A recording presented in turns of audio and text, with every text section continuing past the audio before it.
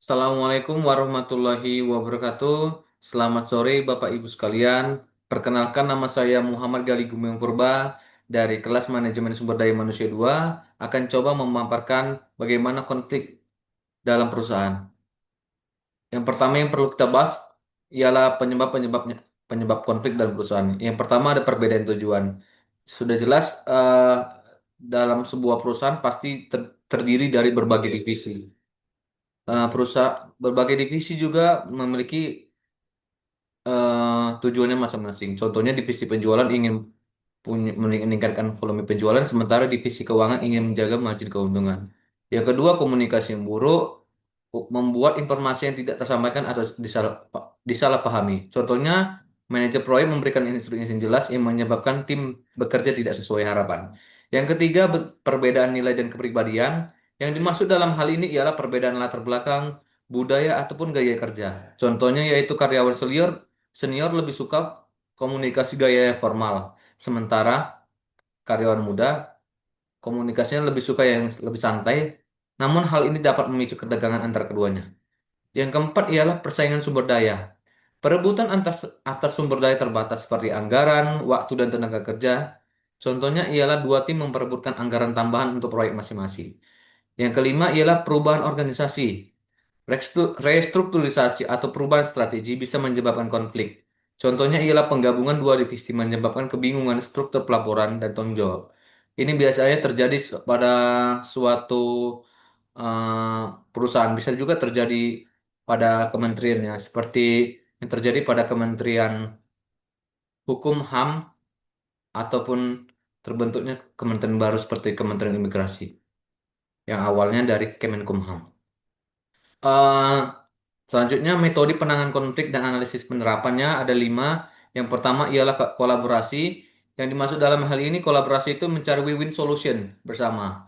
Penerapannya itu bisa terjadi ketika ada konflik, manajer bisa memfasilitasi diskusi terbuka untuk mencapai kesepakatan bersama.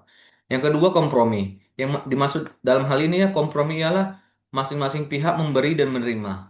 Penerapannya dalam bentuk ketika dua tim memperebutkan sumber daya, manajemen bisa bagi rata atau jadwal bergiliran. Yang ketiga ialah tar,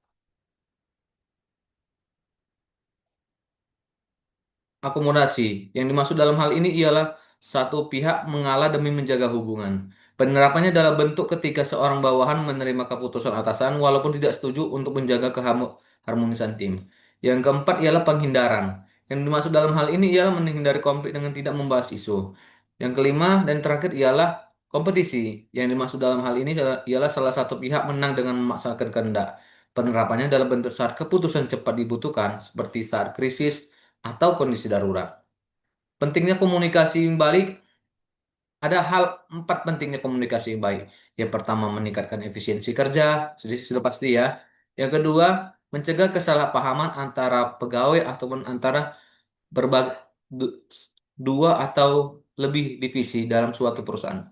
Yang ketiga ialah membangun kepercayaan dan kerjasama tim. Sudah jelas komunikasi yang baik dan tidak ada konflik dalam perusahaan jelas akan membangun kepercayaan dan kerjasama yang baik dalam suatu tim atau perusahaan. Yang keempat ialah dengan adanya komunikasi yang baik antara satu orang ataupun antara satu divisi dengan divisi yang lain akan mendukung pencapaian visi dan misi organisasi sehingga organisasi itu tetap berjalan lancar dan mencapai tujuannya. Selanjutnya, hambatan umum dalam komunikasi efektif. Yang pertama ialah perbedaan bahasa dan terminologi. Yang kedua ialah komunikasi satu arah, di mana informasi hanya dari atasan ke bawahan. Istilahnya seperti direct ya, one direct, tanpa ada kesempatan bagi bawahan untuk mengungkapkan pendapatnya atau memberikan umpan balik. Yang ketiga ialah keterbatasan teknologi atau media, seperti masalah koneksi internet pada saat rapat virtual. Bisa menyebabkan pesan tidak tersampaikan antara pihak yang ada dalam virtual meeting tersebut.